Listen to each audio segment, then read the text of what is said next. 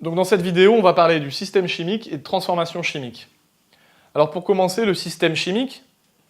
Donc ça, système chimique, ça veut dire qu'il faut faire un récapitulatif des différents paramètres d'un échantillon chimique. Donc un échantillon de matière. Donc dans ce récapitulatif, il va y avoir petit 1, les grandeurs physiques, c'est-à-dire pression, température par exemple. Donc la pression dans laquelle a lieu la réaction chimique ou la pression dans laquelle est ton élément chimique, et la température aussi à laquelle il est. Ensuite, il va falloir parler des espèces chimiques qui constituent l'échantillon, et donc indiquer leur formule brute. Ensuite, l'état physique de ces espèces, à savoir est-ce qu'elles sont solides, liquides, aqueuses, gazeuses, et enfin, donner leur quantité de matière. Donc ça veut dire qu'on indique non pas la masse, on pourrait aussi indiquer la masse éventuellement à la place de la quantité de matière. Donc je te rappelle qu'une quantité de matière, c'est en mol. Donc voilà un exemple. Donc ici à gauche, il y a une coupelle sur laquelle on a mis du sel, donc du chlorure de sodium. Et on va indiquer quel est le système chimique correspondant à cette situation.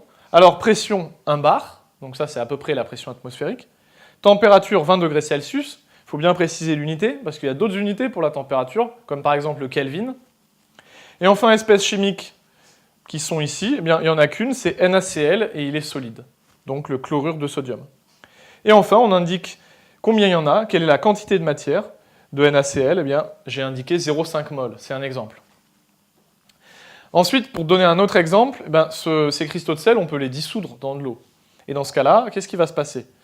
Eh bien, il va y avoir séparation des ions qui constituent le sel.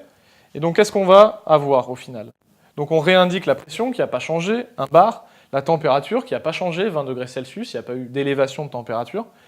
Et les espèces chimiques maintenant. Il y a Na+, qui est sous forme aqueux, donc c'est normal, c'est un soluté, il s'est dissous. Et on réindique la quantité de matière, donc il y en a 0,5 mol. Et bien évidemment, il y a Cl-, lui aussi qui est aqueux, et toujours 0,5 mol. Donc voilà un exemple, par exemple, de deux systèmes chimiques, et tu vois du coup qu'ils sont différents. Et puisqu'ils sont différents, on arrive à la notion de transformation chimique. On parle de transformation chimique exactement dans cette situation, c'est-à-dire exactement quand un système chimique évolue d'un état initial à un état final. Donc si je reprends l'exemple ici, eh bien ici tu avais l'état initial, et ici l'état final. Donc état initial, c'était les cristaux sur la coupelle, état final, c'est les cristaux qu'on a dissous dans de l'eau. Donc, état initial, je l'abrège par E majuscule, I majuscule, état initial. Donc à l'état initial, on avait du chlorure de sodium, mais il était solide. Alors que dans l'état final, cette fois-ci, on a un cation Na+, aqueux, et un anion Cl-, là encore, aqueux.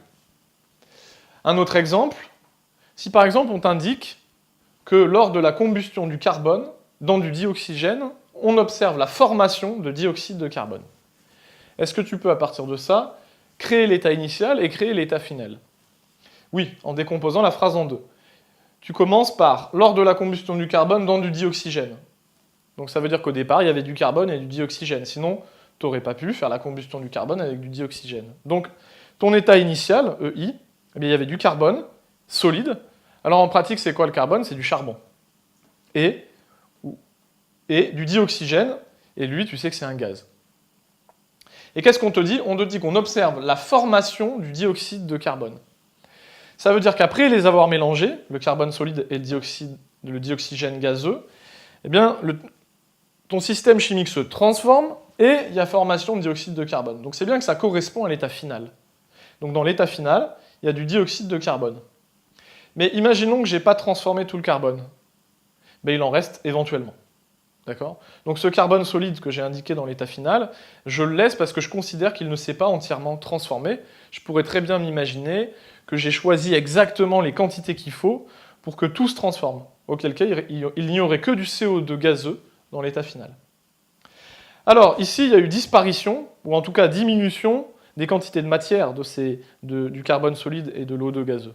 C'est pour ça qu'on appelle ça les réactifs. Alors que de l'autre côté, il y a eu création de ces deux composés chimiques, ou en tout cas au moins le CO2 gazeux, et du coup on appelle ça les produits.